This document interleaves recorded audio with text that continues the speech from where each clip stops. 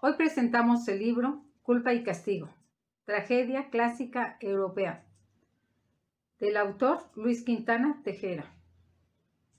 El doctor Luis Quintana Tejera es doctor en letras por la UNAM y profesor de tragedia y narrativa breve en la Academia de Lengua y Literatura de la UAMEX. Ha participado y organizado numerosos coloquios que tienen directa relación con los temas que trabaja en México, en Latinoamérica y en Europa. Es investigador del Sistema Nacional de Investigadores. Ha publicado estudios, artículos y libros sobre Mario Vargas Llosa, Pablo Neruda, Mario Benedetti, Jorge Luis Borges y Miguel de Cervantes Saavedra, entre otros escritores. Como académico, ha dejado su impronta en un buen número de alumnos de varias generaciones. Para comentar el libro, nos acompaña el maestro Juan Pablo Contreras Sabá.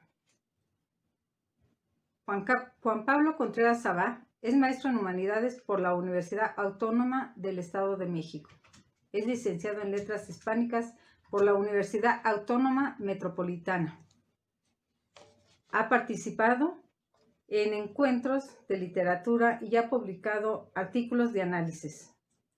Actualmente es doctorando por la Universidad Autónoma del Estado de México con la tesis La antipoesía de Nicanor Parra en el tamiz de la modernidad, crítica y alternativa a la posmodernidad. Asimismo, nos acompaña el doctor Arturo Tezcagua, director de Trajín.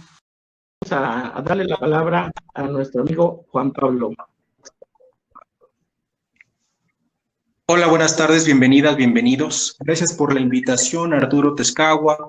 Gracias, autor Luis Quintana, por la invitación a la presentación del libro Culpa y Castigo, tragedia europea. Este libro es la exploración a la historia del teatro a través de 9 obras dramáticas europeas, cuyo curso va desde la antigua Grecia hasta el siglo XX, desde Eurípides hasta Beckett. Tras la lectura de Culpa y Castigo, algo ha resonado en mi mente, y es que a través de los siglos parece que el teatro da muestra de que nuestra realidad es precisamente una puesta en escena. Y yo recuerdo que el teatro mundi siempre ha sido una constante en nuestras vidas. El teatro mundi entendido como el teatro del mundo, un tópico literario que explica que la sociedad, el mundo en su existencia misma, se configura como una pieza teatral. Mediante esta metáfora nos explicaba Platón que los humanos son y funcionan como marionetas cuyos hilos están movidos por un destino. Mediante esta metáfora, Platón nos muestra cómo precisamente nuestro sino es ineludible, que no podemos escapar al mismo.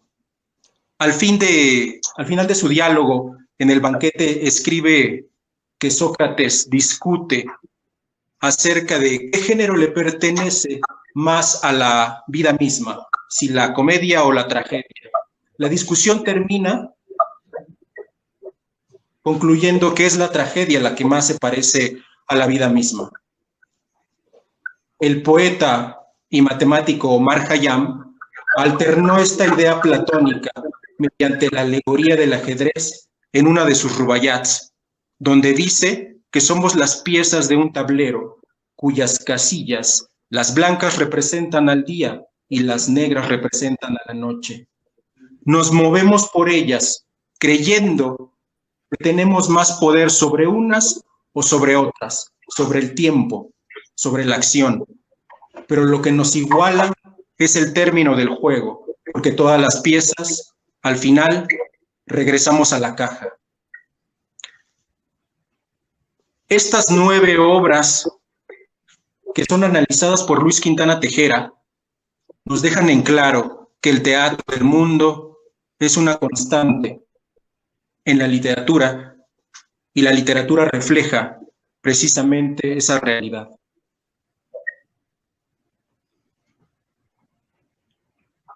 Muy bien. Muchas gracias. Muy bien, muy bien. Muy bien, Pablo. Bueno, pues vamos a escuchar al autor hablar de su propia obra, qué intencionalidad, qué pretende con ella. Doctor Luis Quintana Tejera, tiene la palabra, por favor. Gracias, Arturo. Es un gusto estar con ustedes, con la editorial Trajín, contigo, Juan Pablo Contreras, de una manera particular. Me gustó tu exposición en torno al tema que estamos enfocando. Y bueno, ¿qué puedo decir? Mi libro se llama Culpa y Castigo en la tragedia clásica europea. Funciona, es decir, estamos hablando de un volumen de crítica literaria que tiene como finalidad presentar obras dramáticas. Siempre he comentado en las ocasiones, tanto sea en mis clases como en las conferencias, que dentro de la literatura la obra dramática ocupa un lugar preponderante. Un lugar, es la obra quizá, como decía también Aristóteles, más completa, mucho más completa que la epopeya, mucho más completa que la poesía lírica, porque la obra dramática reúne todos los factores en un mismo contenido. La obra dramática incluye narrativa, incluye lírica, incluye movimiento, incluye ludismo, todos esos aspectos que en literatura nos interesan de una manera muy especial. También sostengo y he sostenido durante mi carrera que la literatura se halla directamente entroncada con la filosofía. Eso es evidente debido a que desde el punto de vista en que nos estamos enfocando, la literatura y la filosofía son fronteras que se acercan constantemente y que no es posible decir que la literatura es una cosa y la filosofía es otra, sino que estamos hablando de alguna manera de continentes diversos en la apariencia, pero en la esencia muy semejantes. Me ha pasado que siempre estoy leyendo una obra, me pasó acá, en este caso estaba releyendo un texto de Goethe, citado en este libro de Culpa y Castigo, en donde ahí confluye no solo la literatura, sino también la filosofía y la religión, por el planteamiento muy especial que hace Goethe al respecto. Pues bien, el libro, como lo decía Juan Pablo hace un momento, el libro que fue publicado por la editorial Trajín en un excelente trabajo de Arturo Tezcagua, por el tipo de material que nos ofrece, comienza el libro con una obra de Esquilo, del clásico griego antiguo, que es Agamenón de Esquilo. Comenzamos con esa obra, Agamenón, y evolucionamos. De Esquilo pasamos a Eurípides, luego a Sófocles, luego a Séneca, posteriormente al trágico inglés Marlowe, Christopher Marlowe, luego a William Shakespeare con su obra Macbeth, e inmediatamente a Goethe con el Fausto, y después Ibsen, y por último Samuel Beckett con Esperando a Godot. Si fuera a sincerarme en cuanto a lo que es el tema central de este volumen, yo diría que se define en una sola palabra, que es Fausto. Fausto está presente en todo el volumen, desde el inicio, diría yo, tempranamente aparece Fausto en ese pacto implícito que realiza Agamenón con los dioses para poder conquistar Troya, y también en todos los demás elementos que se van dando a medida que avanza el relato.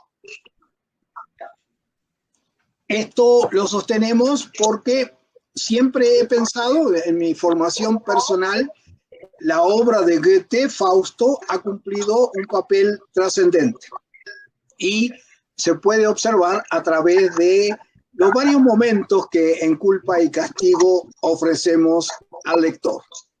Sí sé algo, y lo debo confesar, que la crítica literaria no es muy atractiva para el lector, pero que más bien se ha reclamado, diríamos, un territorio que es el territorio académico, en donde la crítica literaria vive, pero sigo pensando que la crítica literaria puede tener un asidero, un fundamento en la mente popular, en la mente que lee, en el lector de todos los días.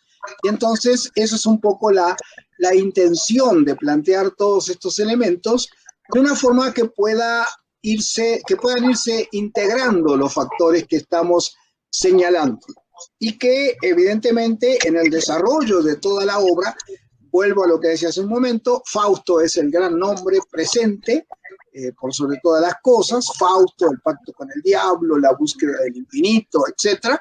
Y en la medida que avanzamos en el desarrollo de la obra, vamos viendo cómo Fausto está presente. Está presente en Christopher Marlowe, aquel joven actor y escritor del Renacimiento inglés, en una obra que se llama así, Fausto.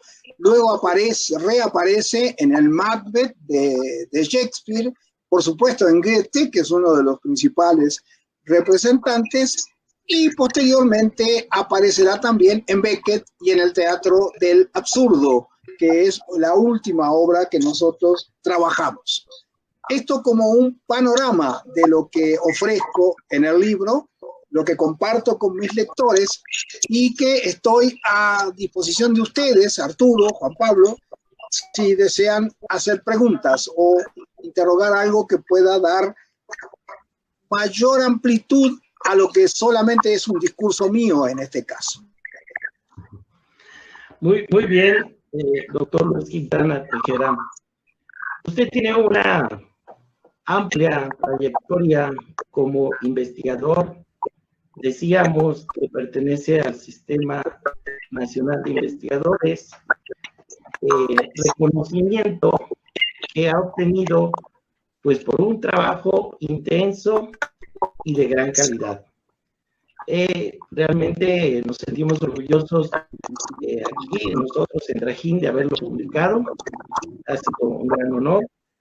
Y este tipo de obras, ciertamente la mayoría de la gente considera que son poco atractivas quizá para el lector común, pero realmente son muy importantes porque esta comprensión que usted nos, vamos a decirlo así, nos ilumina, esta comprensión de estos textos y de estos personajes y de estos temas recurrentes, pues son muy importantes para que nosotros comprendamos realmente todos los niveles que puede uno profundizar en la lectura de cualquier libro.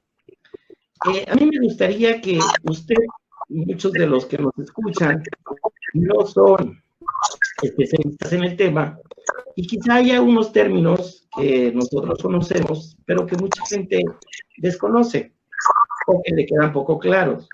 Por ejemplo, teoría literaria frente a crítica literaria. Quizá nos pueda usted dar alguna muy breve explicación sobre estos dos conceptos. ¿Cómo no, Arturo? Con mucho gusto. La teoría literaria es aquellos planteamientos de carácter teórico en los que se fundamenta la crítica literaria. La teoría literaria tiene un planteamiento, como se puede observar, bastante metódico en cuanto a los elementos que se van ofreciendo, y la crítica literaria es la puesta en práctica de la teoría literaria como tal. Nosotros, los quienes escribimos, los escritores, no debemos dejarnos, no debemos transformar esa metodología en una camisa de fuerza, sino que debe utilizarse de una manera moderada y recurriendo a los elementos que sean eficaces para la interpretación de la obra literaria. Definitivamente este aspecto creo que define lo que tú me preguntas, Arturo. Es obvio que entre teoría y crítica hay una relación muy íntima, si se quiere. En lo que a mí respecta en particular, me gusta mucho la crítica literaria como tal, y a la teoría me acerco a los efectos de iluminar numerosos factores que en la crítica quizá no queden tan claros. Creo que eso responde a tu pregunta, Arturo. Sí, muy bien. Y otro elemento que quizá le quede poco claro a muchos de nuestros espectadores es el término tragedia. ¿Qué es la tragedia en la literatura? Sí, correcto. La tragedia, en su origen etimológico, la palabra tragedia viene de tragoidía, que significa canto del macho cabrío. Esto es por el símbolo que el macho cabrío representa dentro de la literatura griega. Eso es un primer elemento. Pero bueno, eso es la etimología y eso es el concepto antiguo. Actualmente lo que pensamos de que lo que es tragedia, propiamente dicha, es la representación del destino humano. Es el hombre enfrentado a su destino, es el hombre que lucha por sobrevivir en este presente en el cual todos nos encontramos y que de alguna manera, ya lo decían los griegos, su destino está prefijado cuando nosotros nacemos. Entonces ahí la tragedia trata de elaborar un planteamiento en torno a ese tema y dar una respuesta, que será una respuesta muy diferente, acorde con el momento histórico-literario en que nos encontremos. Sí. Este determinismo es también algo que se repite en todas estas obras que usted ha estudiado y ha descubierto estos vínculos, estas conexiones que hay entre una y otra obra. Es que estamos condenados, yo le pregunto, ¿estamos condenados quienes pretendemos escribir a repetir temas, situaciones? Sí, eso es inevitable, ¿no? Es decir, yo creo que una de las cosas que más he insistido y ha insistido la crítica es que no hay nada nuevo bajo el sol, como decía la Biblia, y entonces todo lo que uno diga ya fue dicho. Lo señalaba un escritor francés, cuyo nombre no es necesario hacer constar, que en literatura está todo dicho. Lo que pasa es que tenemos que repetirlo porque nadie entiende, decía él, ¿no? Definitivamente este elemento un poco irónico que se manejaba en el contexto que estoy explicando nos lleva a señalar que en literatura ya todo está dicho, lo cual dirían muchos, bueno, pero entonces ¿para qué vamos a escribir o para qué vamos a leer si ya todo está dicho? Bueno, lo que pasa es que hay maneras de verlo, enfoques diferentes, maneras de acercamiento al fenómeno literario y reiteración. Lo que yo decía hoy del Fausto, se han escrito más de 50 Faustos en la literatura universal y siempre que uno dice Fausto piensa en Goethe, pero hay muchos otros autores que han desarrollado este tema, como Thomas Mann en el siglo XX, por ejemplo, y entonces la literatura repite, pero al repetir modifica, y al modificar perfecciona. Esta seducción sobre lo maligno, este acercamiento a las fuerzas oscuras, tiene entonces su origen en la tragedia griega, a su entender, doctor Quintana. Sí, definitivamente el planteamiento que se hace en la tragedia griega, tú lo decías hace un momento, Arturo, con mucho acierto, es de carácter fatalista. el destino del hombre está preestablecido y no hay nada que pueda hacer para modificarlo. Es el caso de Edipo Rey de Sófocles, en donde el destino de Edipo está ya prefijado. Él va a matar a su padre y se va a casar con su madre. Mejor dicho, ya lo ha hecho cuando empieza la tragedia, pero él no lo sabe. Eso decían los griegos en cuanto a la relación que establezco en el libro de culpa-castigo. Los griegos hablaron primero de culpa, castigo, aniquilamiento, para referirse a las sucesivas familias que iban pasando, y luego Esquilo bajó esta carga a culpa, castigo y salvación. Pero evidentemente a medida que pasa el tiempo, nos vamos enfrentando a un determinismo social, determinismo psicológico, determinismo religioso, bajo el cual actuamos los hombres contemporáneos, creo yo. Yo no creo en el libre albedrío. Se habla de la libertad del hombre y es muy frecuente oírlo en boca de muchos, la libertad del hombre, pero esa libertad es relativa. Yo creo que no existe. Estamos condicionados y cuando actuamos condicionados por las circunstancias en las cuales hemos sido engendrados. Es ciertamente pesimista esta visión que usted está expresando. Se traslada a nuestro presente, a la situación que hoy vivimos en el mundo, doctor Quintana. Sí, evidentemente estamos viviendo, me imagino que te refieres a la pandemia mundial que estamos enfrentando, estamos viviendo en un momento claramente distópico, como se dice hoy. Las famosas distopías vienen a sustituir a la utopía de Santo Tomás de Aquino, de Tomás Moro, etcétera, el mundo perfecto, y nos enfrenta a un mundo caótico, que es el mundo en el que estamos ahora. ¿Qué pasa? Es lo que todos nos preguntamos, ¿no? ¿Qué pasa con la pandemia? Muchas veces voces anónimas se quejan del gobierno mexicano, se quejan del manejo de la pandemia, pero olvidan que esto es un fenómeno mundial.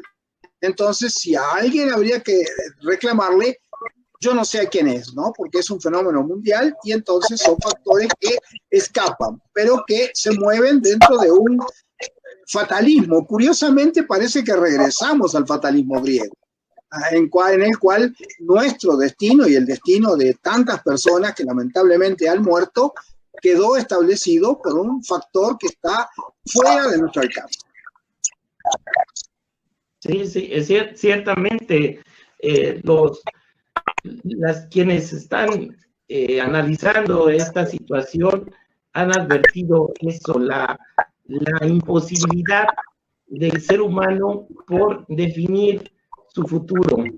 Estamos ante una situación en la que parece que hemos perdido el control, ese control que creíamos que ya habíamos asumido en todo, hasta en el terreno médico parecía que ya habíamos logrado todo, de pronto se derrumba, se hace pedazos, ¿verdad? Y sí, efectivamente es una tragedia moderna la que estamos viviendo. Juan Pablo, quizá tengas una pregunta o un comentario respecto de lo que ahora estamos diciendo sobre la tragedia, sobre su vigencia y sobre este análisis tan interesante que ha hecho el doctor Luis Quintana en su libro Culpa y Castigo. Juan Pablo. Sí, muchas gracias. Hay algo que me gustaría comentar al respecto de lo que ambos ya han dicho. Había una tradición optimista hasta antes de la pandemia en la literatura y en el arte. Se decía que todo lo que empezaba como tragedia terminaba como comedia, pero ahora, transcurridos los primeros meses del 2020, podemos decir con otra visión que es aquello que empieza como una comedia, lo que terminará como una tragedia. Y precisamente este libro de Culpa y Castigo lo subraya a través del tiempo. Ya el doctor Luis Quintana ha dicho que no hay nada nuevo bajo el sol y que los autores, si bien repiten la constante de la tragedia, lo hacen desde diferentes visiones en diferentes momentos. Yo tenía algunas preguntas alrededor de los temas que ya han tocado hace unos momentos. Pero para no repetir, me gustaría no iniciar por las primeras obras de Esquilo, sino más adelante. A mí me gustaría preguntarle al autor Luis Quintana, retomando los comentarios y el análisis de usted a la obra Edipo de Sófocles, mi pregunta es, ¿acaso la obra plantea que existe una naturaleza aborrecible e inhabitable del ser humano contra la que hombres y mujeres luchan o se niegan a ver, como el viejo Tiresias? Por supuesto, Juan Pablo. La visión de Sófocles es una visión bastante descarnada de la realidad que se está viviendo. Y justamente la tragedia Edipo comienza con una pandemia también. Y tratan de resolver el problema, y el problema está en el miasma que impurifica esa tierra, como lo dice Tiresias. Y cuando Edipo está a la búsqueda del miasma que impurifica esa tierra, a medida que avanza el desarrollo de la tragedia del clásico griego, va descubriendo que el asesino, el miasma, como se dice, que impurifica esa tierra, es él mismo. Entonces, ese recorrido dramático empieza en Edipo y termina en Edipo. Y cuando descubre que él es el culpable de todo esto, se autocastiga. Entonces, en ese aspecto hay un terrible fatalismo y sobre todo porque quien empieza a leer Edipo, eso es importante decirlo, ya conoce perfectamente bien cuál es el argumento. Cuando a ti o a nosotros nos ponen frente al tema de Edipo Rey, sabemos quién es Edipo Rey, qué hace, cómo actúa, etc. Y sabemos cuál fue su destino. Pero igual leemos la tragedia o si vamos al teatro, la vamos a presenciar, porque el modo de decirlo de Sófocles en una primera instancia y el modo de decirlo de los actores que posteriormente lo representan siempre va a ser diverso. Y entonces, en cuanto al primer punto que tú me señalabas, el destino es perverso, el destino. Eso yo estoy seguro de sostenerlo así. Nosotros los hombres estamos esquivando el destino y no sabemos qué nos reserva. Es muy traicionero.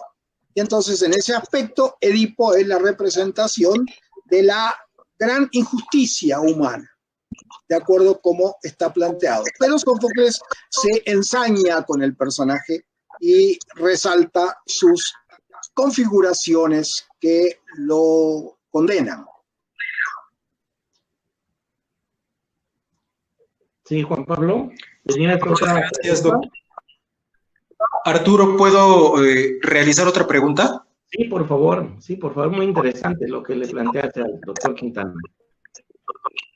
Voy a dejar un poco de lado por el tiempo que nos apura la obra de Marlowe, la obra de Eurípides. Me hubiera gustado que el autor nos dijera algo acerca de la obra de Eurípides y cómo en la literatura algunos temas escritos hace cientos de años pueden ser actuales. Por ejemplo, en la obra de Eurípides se le da un nuevo lugar a Helena, a la famosa Helena de Troya. ¿Usted considera, doctor Luis Quintana, que precisamente es esa obra de Eurípides, hablando de Helena, la que le da una nueva visión a ese personaje, y esto, llevado a nuestros días, tiende un hilo de comunicación con el feminismo y con el lugar que hoy ocupa la mujer? Bueno, sí, Juan Pablo, entiendo tu pregunta y me parece muy, muy importante. Eurípides retoma un tema muy conocido dentro de la literatura universal, que es el tema de una mujer que, como lo decía Esquilo, que había sido una mujer con muchos maridos, como decía eufemísticamente Esquilo, y que en Eurípides se retoma una visión de Helena, que es una visión distinta, por eso la incluyo acá, una visión renovada, y tiene un carácter, y la obra de Eurípides, Helena, tiene un carácter fantástico, en donde hay dos Helenas en realidad, una que se queda esperando a su Agamenón, a su Menelao, perdón, que es el esposo, y otra que se va a Troya. Entonces, esa división se da. Ahora, ¿qué relación puede haber con el presente? Pues de nuevo nos volvemos a enfrentar al problema que los movimientos feministas están planteando hoy, que es la desigualdad de la mujer ante el hombre.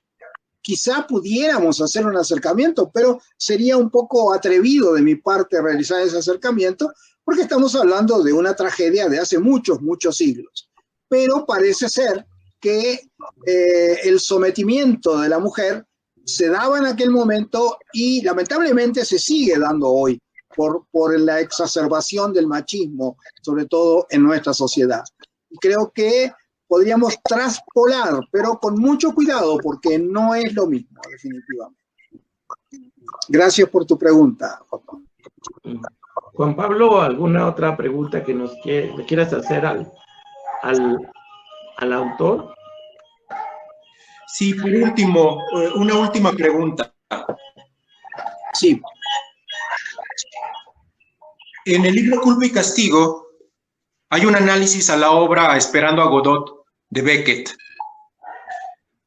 Mi pregunta sería, ¿qué nos puede decir el teatro del absurdo de Esperando a Godot para comprender nuestra realidad?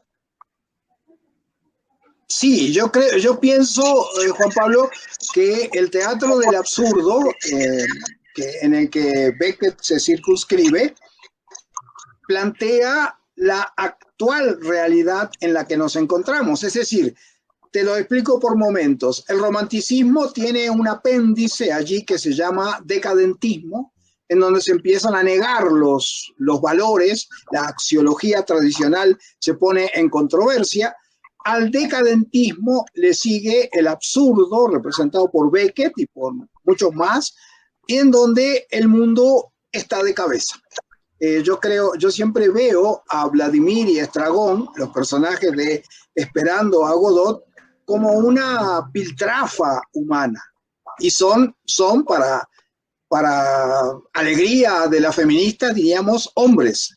Y entonces ahí está el problema fundamental. Son hombres, pero son un desecho de la humanidad.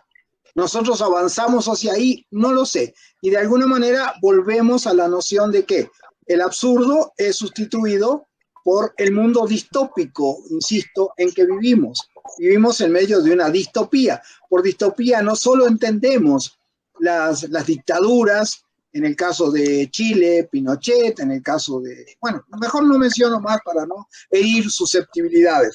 Pero en el caso de Chile, Pinochet es un claro ejemplo de autoritarismo distópico. Y eso trasladado a la sociedad, la pandemia es una manifestación de la distopía mundial a través de los elementos que se van configurando, ¿no? Si alguien quiere más información sobre este tema, nada mejor que consultar la Enciclopedia Británica, en donde se define con toda exactitud este concepto y se proyecta hacia nuestra sociedad, en donde lamentablemente estamos viviendo en una situación de repetitivo dolor, como es el caso de Vladimir y Estragón en Beckett. No sé si eso responde a tu pregunta. Juan Pablo. Claro que sí, doctor. Muchas gracias. Esas son las preguntas. Muchas gracias, Arturo. Muy bien, pues como vemos, un análisis literario minucioso y responsable, como el que hace el profesor Quintana, nos ha hecho hablar de temas de actualidad, como es la pandemia, como son las dictaduras que todavía nos amenazan en el mundo. Realmente de ahí la vigencia, la universalidad de estos temas. ¿Verdad, doctor Quintana, que hay una universalidad evidente en todos estos temas que usted aborda? Sí, por supuesto, el carácter, la literatura tiene, de la misma manera que hoy comentábamos, Arturo, que la literatura no es original, por lo que habíamos dicho, al mismo tiempo que no es original y en aparente contradicción, es universal. De tal manera que el mensaje que se pueda dar a través de textos literarios está reflejando realidades que se repiten constantemente y que se reiteran, y al reiterarse nos ponen a nosotros, los hombres de hoy, ante un verdadero dilema, que es la gran pregunta: ¿qué hacer? ¿No? Definitivamente frente a todo lo que está pasando. Pero la búsqueda literaria, la búsqueda que hacemos en crítica literaria, es tratar de acercar el texto al lector cotidiano y compartir con él elementos que pueden ser comunes a la realidad que estamos viviendo. Yo pienso lo mismo que tú, Arturo. Muy bien, pues realmente podríamos continuar platicando, conversando sobre estos temas tan interesantes alrededor de este libro, pero quisiéramos invitar a los posibles lectores a que lo adquieran. Se vende en librerías, Gandhi, El Sótano, en las librerías del Fondo de Cultura Económica, en las de la UNAM, y también lo tenemos en nuestra página de Trajín Literario. Ahí lo pueden adquirir, es un material muy interesante y realmente van a encontrar muchas claves para comprender estas obras. Pues no sé si quieran decir algún mensaje final, nuestro amigo Juan Pablo y después doctor Luis Quintana. Muchas gracias, Arturo. Para despedirme, solamente hay algo que quizá se nos quedó en el tintero, pero la emoción de ir directamente a las obras nos ha ganado. Hay un prólogo en el libro que me parece riquísimo, sobre todo para aquellas personas que desean acercarse al teatro y no saben cómo entrarle. Este prólogo que nos prepara Luis Quintana es esclarecedor acerca de la historia del teatro, y a mí me pareció que más que hacer historia está haciendo una invitación a acercarnos al teatro. Yo creo que el libro Culpa y Castigo es un gran libro en el sentido informativo y sobre todo en su naturaleza analítica. Muchas gracias, Arturo. Muchas gracias, Luis Quintana, por la invitación. Doctor Quintana. Sí, por supuesto. Muchas gracias, Juan Pablo, por tu participación, por tu apoyo en esta tarea de divulgación de nuestro material. Y bueno, sigo pensando lo que decía hace un momento, ¿no? La obra dramática no sería para ser leída, sino para ser vista en la representación. Evidentemente, la dramática tiene una prolongación hacia el cine, hacia los videos que se ven comúnmente, y que en esta época en la cual no es muy recomendable ir al cine, tenemos contacto con ella. Pero la obra dramática cumple un papel. Yo lo único que quiero señalar es que agradezco esta oportunidad tan valiosa que nos ha dado la editorial Trajín y el doctor Arturo Tezcahua, porque siempre es muy importante para los escritores la difusión de su obra. Una vez decía un compañero escritor que lo más importante no es escribir la obra, sino encontrar en dónde se va a publicar. Y eso sería, a veces es más difícil encontrar un editor que escribir la obra como tal.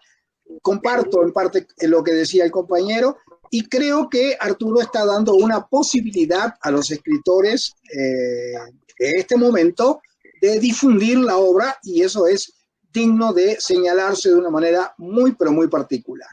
Agradezco entonces este momento y sigo a disposición de ustedes. Muchas gracias. Muchas gracias, Juan Pablo. Muchas gracias, Luis Quintana Tejera. por sus participaciones, por sus comentarios, por sus respuestas. También muchas gracias a todos los espectadores, a todos los lectores que nos están escuchando, que nos van a escuchar, que nos van a ver posiblemente. Estamos en YouTube, en el canal de Trajín Literario, en Facebook Live, también en transmisión directa. Esperamos comprometer al doctor Luis Quintana para que en una próxima sesión nos pueda hablar de todo ese trabajo académico, docente, de investigación, de creación literaria, de experiencia viva con la literatura. Nos gustaría que nos contara, porque yo sé que él tiene muchas anécdotas, tiene muchas cosas que compartirnos, y yo sé que una hora no va a ser suficiente, pero ojalá, doctor Luis Quintana, tengamos esa oportunidad de conversar sobre usted y su amplia trayectoria. Sí, yo estoy a tus órdenes, Arturo. Tú sabes, por todo lo que hemos comentado, que la literatura me apasiona y mi vida en contacto con la literatura tiene muchas facetas que me gustaría comentar con el público lector. Gracias. Muy bien, pues es todo. Nuevamente agradecemos la presencia de nuestros participantes y de quienes nos han seguido esta tarde. Muchas gracias y hasta el próximo viernes con otra presentación que tenemos preparada para ustedes. Gracias. Hasta luego. A usted.